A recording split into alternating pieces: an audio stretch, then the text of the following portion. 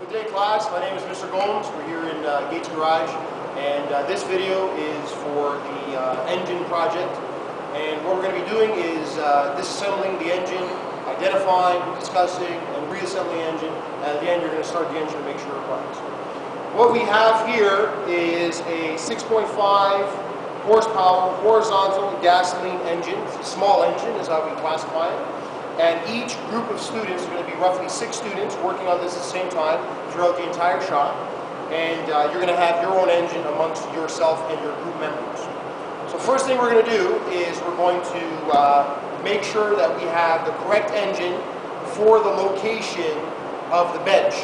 Now, each engine has a number associated to it and the box as well. This is engine number 5. And if you look underneath your bench where the mounting holes are, there should be the same number underneath the bench. And we've gone ahead and done that already. So this is number 5 spot, and this is a number 5 engine. So we're going to go ahead and open the box and remove the engine. Okay, so we got some styrofoam. And the engines are a little bit heavy, so you might need a couple of guys to help you out. Okay, so what we're going to do is we're going to put it down on the floor. Remember proper lifting techniques. You don't want to lift at the back. You don't want to bend at the back. You want to bend at the knees. Okay, so it's a little bit heavy. So we'll put it down, and you have a few items. You have a few items inside of this box. We're going to have an empty oil can, which we're going to use later. You have some rubber pucks with some bolts through it. We're going to be using that to mount it to the bench. We have 2 of those. And we have a instructional operator's manual to use the engine, but we're not going to be using this engine for anything. And it also has a generic spark plug socket. We're not going to be using that. We're going to be using the tools that we have from the tool room. Okay? So to remove the engine out of the box, you're going to keep the box down flat on the floor, and you're going to lift up the engine out of the box. Okay? And remember, lifting at the knees. Okay? So you're going to place your engine up on top of the table, and again we're going to confirm that number. So the number 5 is written right on the side of my engine. Okay, so now you have your engine, and some things we're going to talk about before we get started is the engine is never to be put upside down. The engine has fluid in it. Currently the engine does have engine oil. It does not have any gasoline, but it will have some remnants of old gasoline from last semester's project. When you're finished with the project, we're going to start this engine, and whatever gasoline we put in it, we want it to burn it so that there's nothing left. So we got to keep in mind that there is oil in the engine. So what we're going to be doing is we're going to be using our manual, and you're going to have a manual for your engine, and this is the PowerFist 6.5 horsepower engine manual, and it's number 5 manual. Make sure you're using the correct manual for the correct engine and on the correct bench. Okay? So when we open up the manual, it's a colorful, illustrated, step-by-step instruction on how to disassemble and eventually reassemble the engine. Now, when we're working on this, it's very important that you follow these directions to the letter.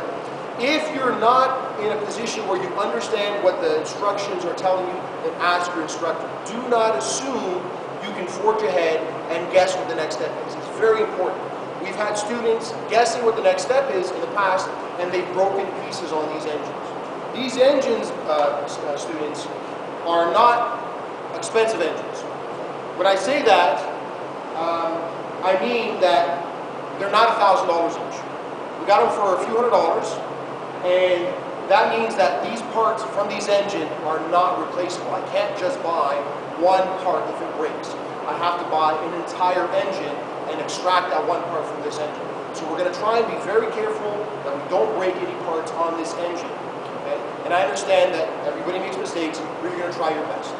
So again, we have the illustrations on the book, and I want you to follow them to the letter. Now, there's roughly 16 pages in this book, and you're going to take roughly 8 pages in this book.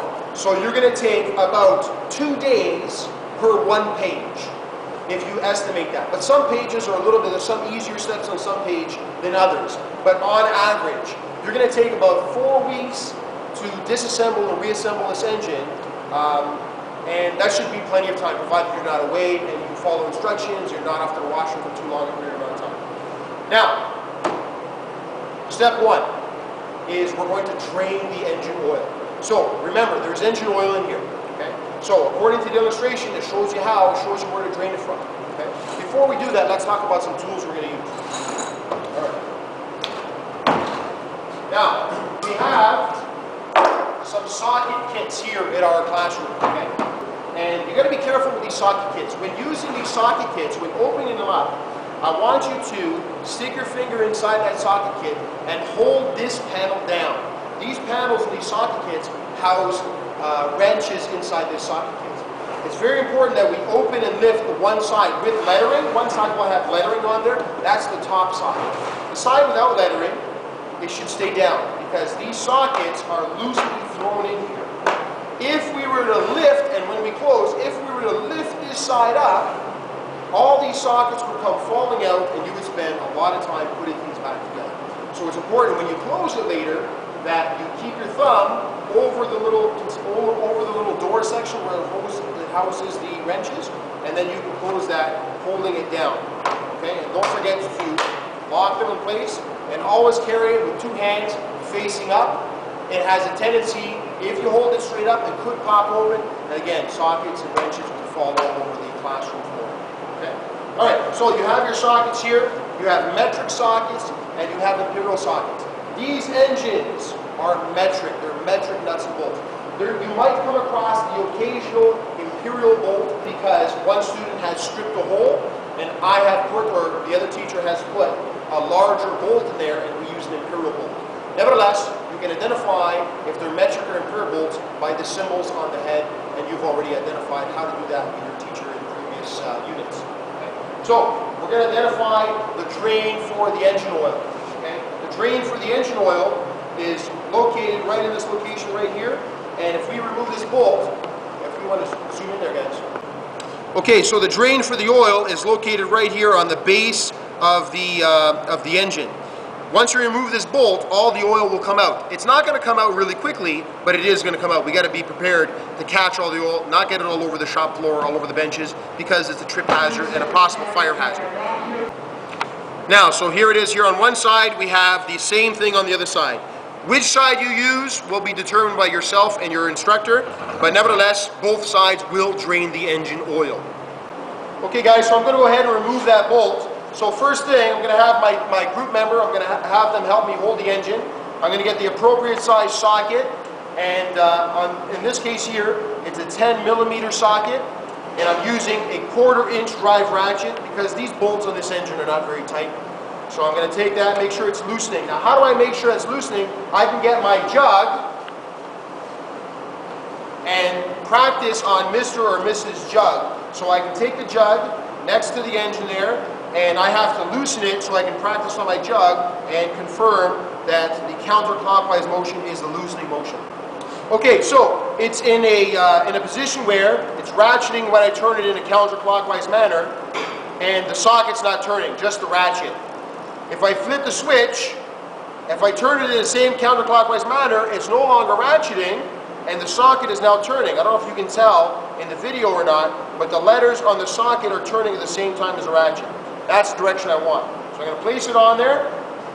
I'm going to have someone hold the engine for me. And I'm going to hold the head of the ratchet, and I'm going to loosen. Here we go. And there we go. So now the nut is loose, the bolt is loose. I'm going to get my oil container, which is empty currently. I'm going to take that, I'm going to place it directly under my bolt and remove the bolt. Now, you got to be careful because the oil will come out. So I brought myself a funnel so that any of the oil that comes out, the funnel can catch it and it'll go directly inside the bottle. All right? So here we go.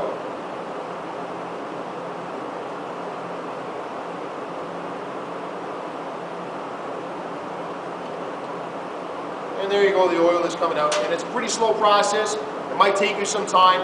And when it gets to the end, you're going to have to get your partner to come here and tilt the engine so that you can get the remainder of the oil out of the engine. And you just got to simply just wait. Okay, students, you can see here the engine is dripping. The oil is barely coming out, so we're pretty much done. And it'll drip like that for days, so we're done. We're gonna put the engine back in its original position, lay it down. Okay, we're gonna take our bolt, put off to the side. We're gonna take our bolt, we're going to thread it in by hand. You always take nuts and bolts and you thread them in by hand multiple turns, multiple turns, students, before you even attempt to apply a tool to it. So you can see there I got it all the way in. I'm going to take my ratchet, flip the switch so it's in a tight mode. I'm going to have my partner hold my engine again while I tighten the bolt.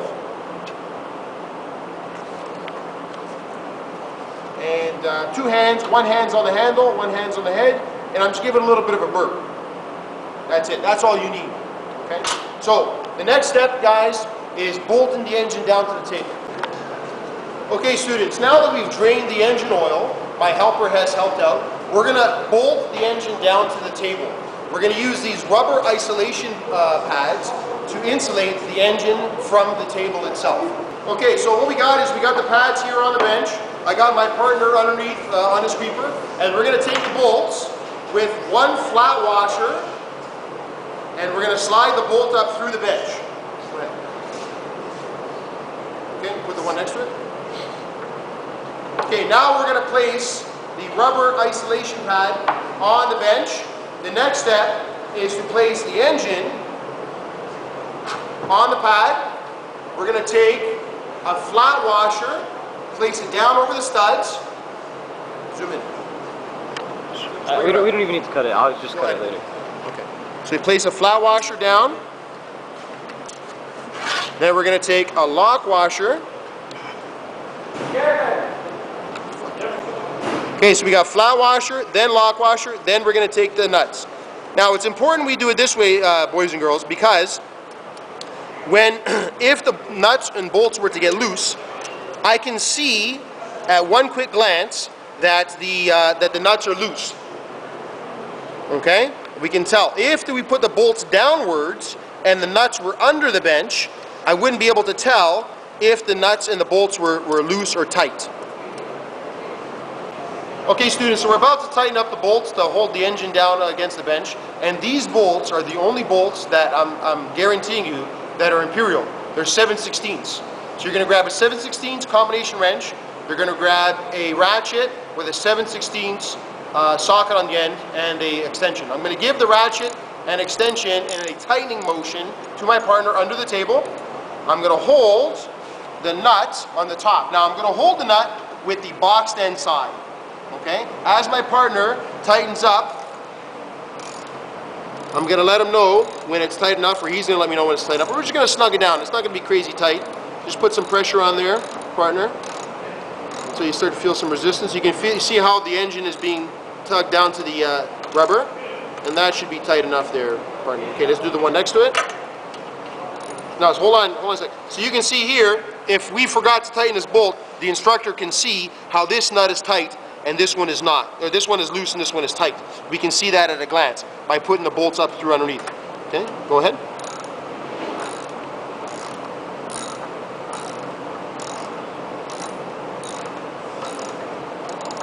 You see how the engine's getting crushed into the rubber there? Okay, that looks good. All right, now we're going to do the back two. Okay, class, now the four mounting bolts are down. I'm going to ask my instructor to make sure that the bolts are tight. We're going to grab the wrench, the boxed end, and confirm that they're snug on the bench. Your teacher will check that before you carry forward.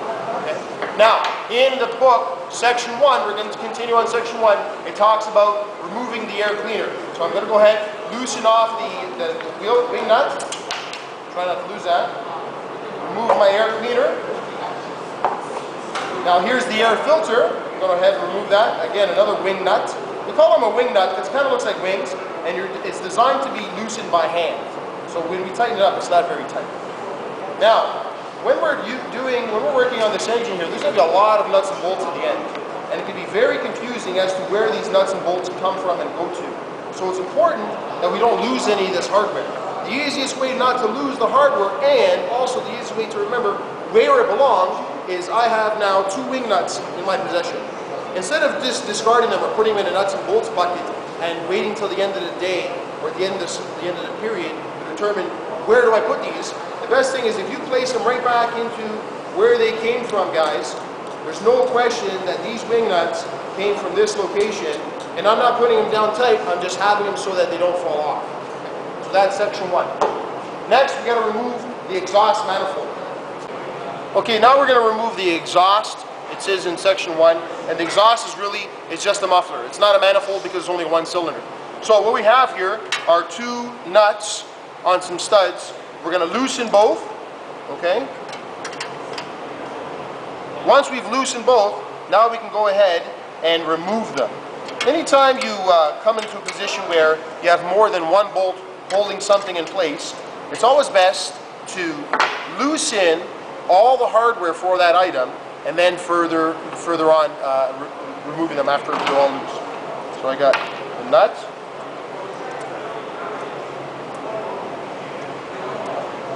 second nut, and I got 2 lock washers here. And there they go. Okay. So now I've taken off my muffler, okay, and there's a gasket there. I don't want to disturb the gasket. I can leave the gasket right where it is. I'm going to take my lock washer on both sides. I'm going to take my nuts. Again, I don't want to lose them, right? This way I don't forget as to where they came from. It's the easiest way to do it. Okay, there we go. And I got a muffler. So far I have a muffler, I have an air cleaner box, and I have an air filter. That's all I have so far. Okay, and I have no nuts and bolts. Okay, all my nuts and bolts are still back onto this engine. Okay, the next thing on this thing here, we got to remove the fuel tank. The fuel tank doesn't have any gasoline in it. I know in the instruction manual it does. I borrowed this instruction manual off of another teacher, and they do things a little bit differently. When you're finished this project, we're going to actually put some gasoline in, and we're going to run it dry. There might be some remnants of gasoline, but nothing that we have to worry about in a sense of it spilling. It might be an odor. So first thing we got to do is we got to remove the fuel line. Okay. So we do that with my my duck-bill pliers, and I take it over my clamp here. Squeeze the clamp, pull the clamp down just a little bit over the hose, and I can pull it off my hose. Okay. Now I'm going to take that, try to feed it through. Might have to take my clamp off. I'm going to feed it through the little retainer there in the tank. Both pieces.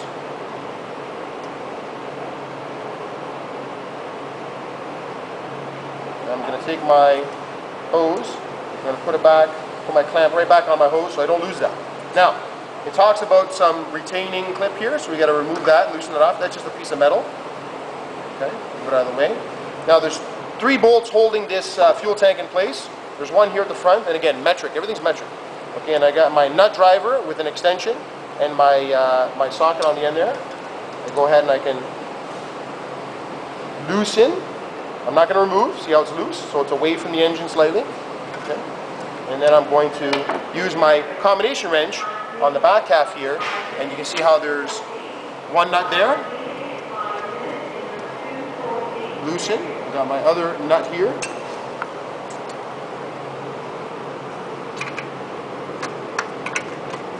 Just loosen it up a little bit. Now I can use my box then.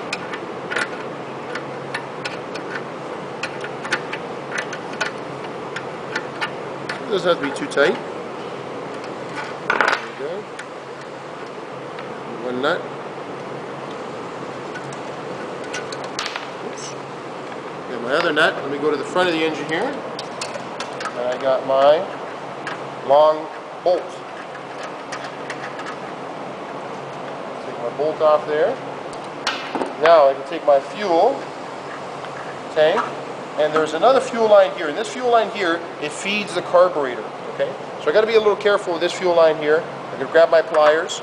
I'm going to try and pull off the fuel line. There might be a little bit left. Look, there's nothing there. Okay, so now I got the fuel tank off.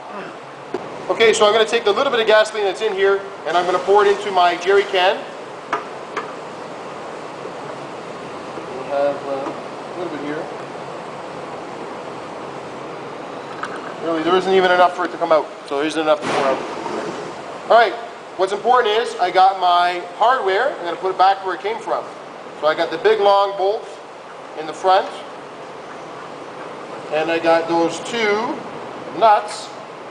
I'm going to put them on my studs there. These are called studs. The stud is a bolt with no head.